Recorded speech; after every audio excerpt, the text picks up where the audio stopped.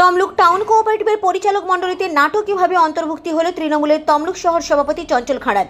রাজ্য সভাপতি সুব্রত বক্সির নির্দেশিত 16 জুনের প্রথম তালিকায় নাম না থাকলেও মঙ্গলবার তিনি নমিনেশন করেন।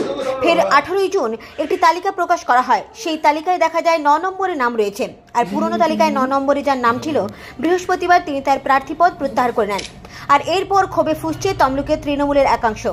চঞ্চল খাঁড়ার পরিচালক মণ্ডলীর পদে অন্তর্ভুক্তি নিয়ে বৃহস্পতিবার তমলুক পুরসভার 4 কাউন্সিলর রীতিমতো সাংবাদিক সম্মেলন করে দাবি করেন এখন তাহলে অর্থের বিনিময়ে পদপ্রাপ্তি হয়। স্বেচ্ছাচারিতা ওনার স্বেচ্ছাচারিতার বিরুদ্ধে এবং যে কোনো মানুষকে যে কোনো সময় যারা তৃণমূল কংগ্রেস করে তার দিকে যেভাবে উনি নির্দল তকমা দিচ্ছেন এবং নিজেই নির্দলের কাজ করে যাচ্ছেন এবং কিছু অর্থনৈতিক বিনিময়ে নিজের নাম কোথা থেকেও এনে উনি দলের এখানে সর্বনাশ করছেন। অভিযোগ অস্বীকার করেছে তমলুক সাংগঠনিক জেলা সভাপতি সুজিত রায়। যেটা বলেছেন সেটা তার একদম ব্যক্তিগত মতামত। পার্থবাবু জেলা যুব সভাপতি ছিলেন একটা সময়, আমি তখন পাঁশকুড়া ব্লকের যুব সভাপতি হয়েছিলাম, নিশ্চয় অর্থের বিনিময়ে না।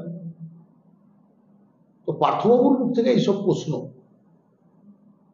তিনি যেহেতু দলের এক সময় জেলার যুব সভাপতি ছিলেন এবং এখন রাজ্য স্তরে যুবর সহসভাপতির দায়িত্বে আছে, দলের কাউন্সিলর, দলের সিম্বলে জিতেছে, তার যদি কিছু বক্তব্য থাকে সেটা দলের মধ্যে বলবে। সোশ্যাল মিডিয়া বা সাংবাদিক বন্ধুদেরকে ডেকে তিনি নিজেকে জাহির করার জন্য দলকে যেভাবে মালাইন করছেন, এটা তিনি ঠিক করছেন না।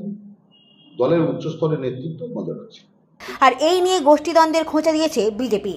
তোলামূল পার্টিতে তো ওই রকম টাকা মারা কোম্পানি, কমিশনের উপরে চলছে, যে যার ওপরে যত কমিশন দিতে পারবে সেই তার নাম সেরকম হচ্ছে।